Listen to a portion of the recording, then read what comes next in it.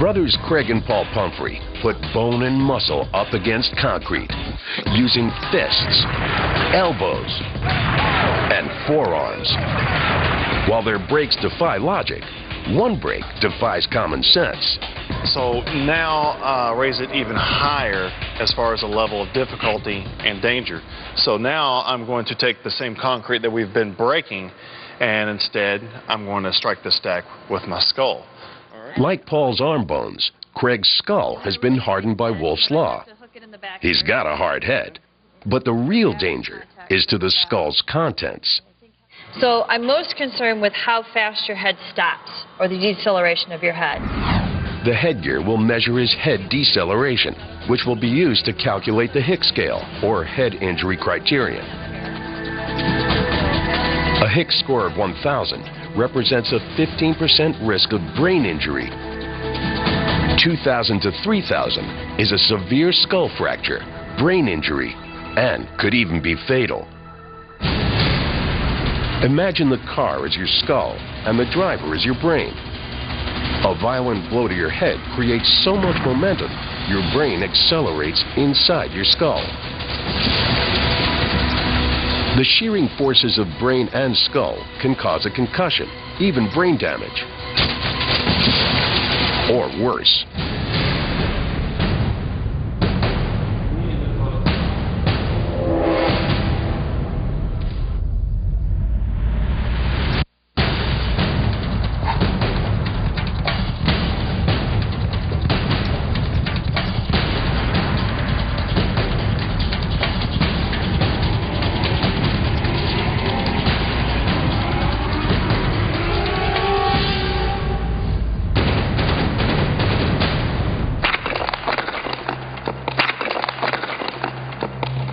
Craig's skull delivers 825 kilograms of force. The headgear results are mind-blowing. Craig's Hicks score is not a fatal 3,000, not even a concussive 1,000. It's 14. How could such a devastating impact barely register? The secret is all in his head. With typical head trauma, the head rapidly decelerates. The brain sloshes within its fluid casing and slams into the skull, causing concussion. But years of braking have made Craig's skull plates super hard and dense. The other key is technique. As Craig strikes the stack, his head doesn't come to a rapid stop. It keeps moving as he drives through the stack. There's no rapid deceleration and no apparent brain injury. It's a perfect follow-through on a perfect break. The Pumphreys define superhuman power, strength, speed, motor recruitment, and bones of steel. For their most extreme break, the Pumphrey brothers don't even use concrete. They use ice. 14 slabs of ice. Each is 30 centimeters wide, 122 centimeters tall, and 15 centimeters thick. Oh, it's cold, it's cold!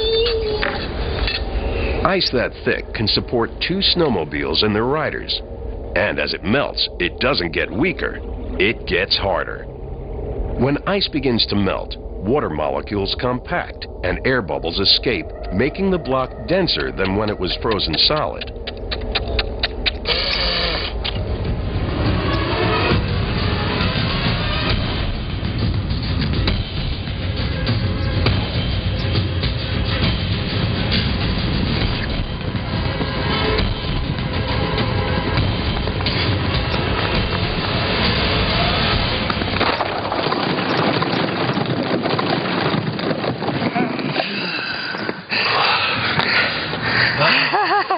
Why do we do this crazy stuff, man?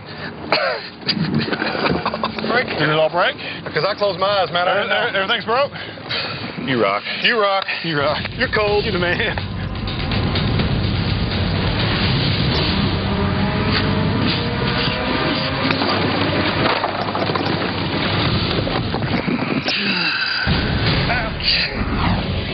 Strength, speed, power, and muscle memory make for another superhuman feat, and rock-hard bones drive it home with explosive results.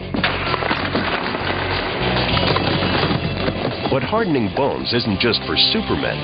Everybody can strengthen their bones, and the older we get, the more important it becomes. With aging, we see the bones become more brittle. If we strength train and we increase the bone thickness, we're probably going to have stronger bones that are going to be more healthy and be able to withstand more forces as we age. But don't try this at home. You don't have to break concrete to harden your bones. Walking, running, or working out all help strengthen bones and prevent osteoporosis. Basically, all we are is an enhanced version of an everyday person. We just take our art and apply it and take it to the extreme level in order to show what the human body can do.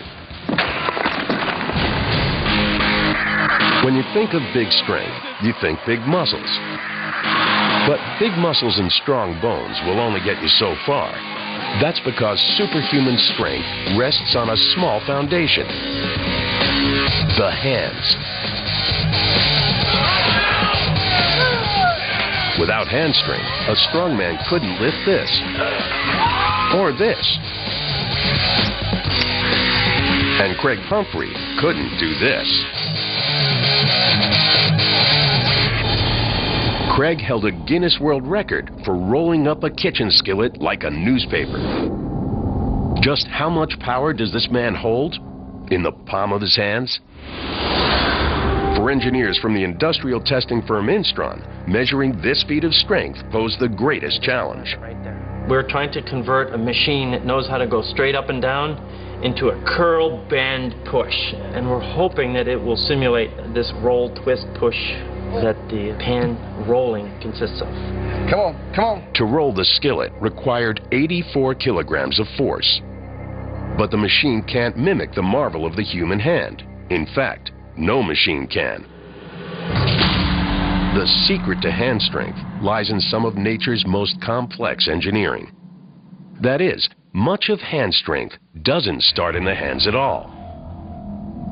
That's because the fingers have no muscles. The muscles that bend the fingers are in the palm and mid-forearm. They're connected to the finger bones by tendons, which move the fingers like the strings of a puppet to close the grip. To determine how much force comes from Craig's fingers, he'll wear a pressure profile glove. Every force in every finger will be tracked, as will his palm pressure.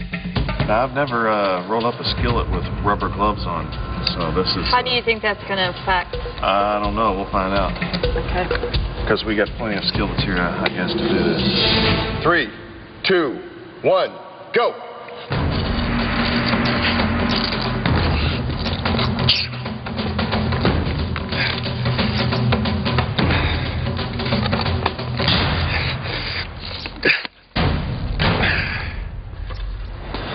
We got 2588 time. Craig generated so much force, the sensors were destroyed just 8 seconds in, at 56 kilograms and climbing. Despite this, Craig must have generated at least the power the Instron machine projected, 84 kilograms or more. And at least 56 kilograms came from the fingers themselves. These are certainly the highest forces we've ever seen taken with this software, and never seen anything like that before from a human subject. Rock on. Look at that. Dennis Rogers is more proof that extreme strength begins in the hands and forearms. Just call him and ask if you can find his number. This is a 1,700-page phone book, torn by grip strength alone. He just cut right through the phone book, literally like a saw would do. So much for paper. Try solid steel. I'm going to go ahead and wrap it up to protect my hands. You put a lot of pressure on your hands. A 20-centimeter crescent wrench versus muscle.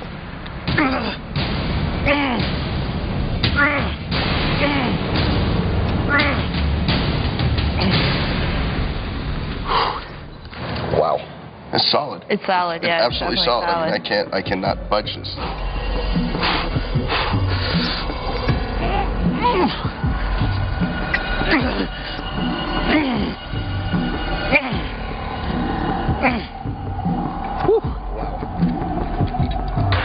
So what does it take to do the unbelievable? Lorenzo Mino and the Instron team think they know. The strong man might be doing a bunch of different things. He's pushing up on the middle part of the thing, of the handle, and pushing down on both ends. So what we've done is we've configured that and simplified it into what we call a 3-point bend test, where we're supporting it on either end and pushing down in the middle. So now the load is starting to... The computer will reveal how much force was needed to bend it.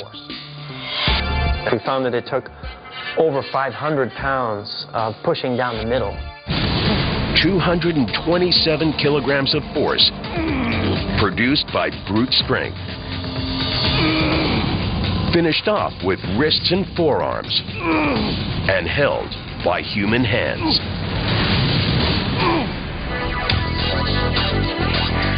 When it comes to hand and wrist strength, it's not just wrenches that Dennis loves. All right, so let me get this lock on you.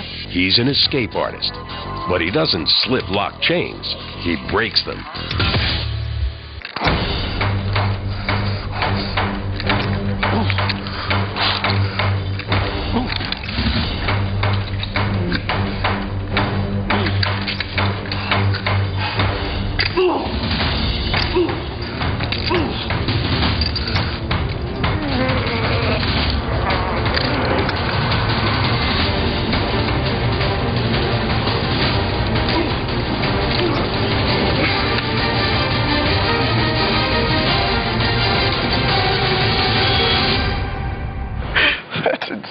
Pieces here for you. You can see they broke apart. Just bust right through it. Right. But it's Craig Humphrey that takes the Houdini act one step further. He thinks he's got the power to break free of police handcuffs. And he's had time to practice.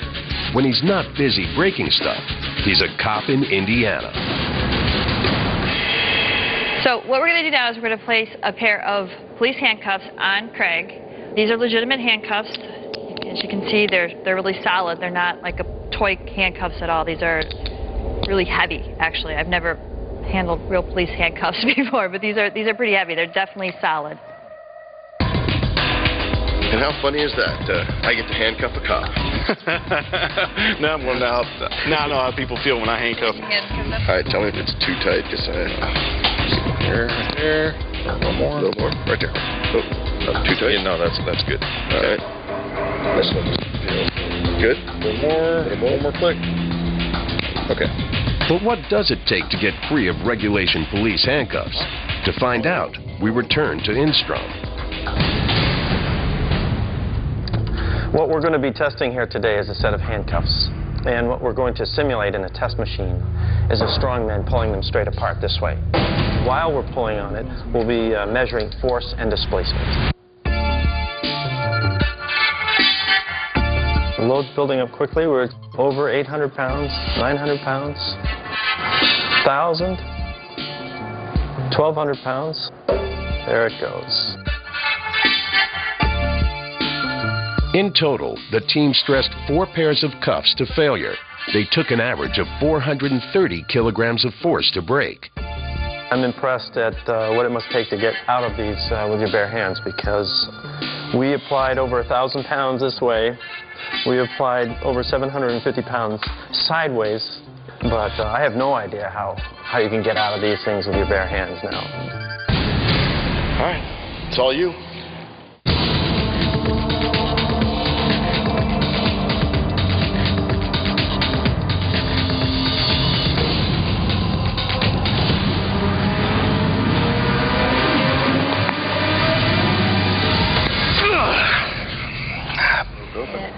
Bent the body of them too. It's I bent the whole thing. It's warped.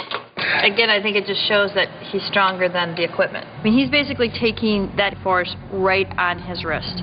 So all of that's concentrated in that one area. It's a very sensitive area. There's a lot of bones, a lot of tendons, and so he's actually putting that much force on his wrist while he's doing it.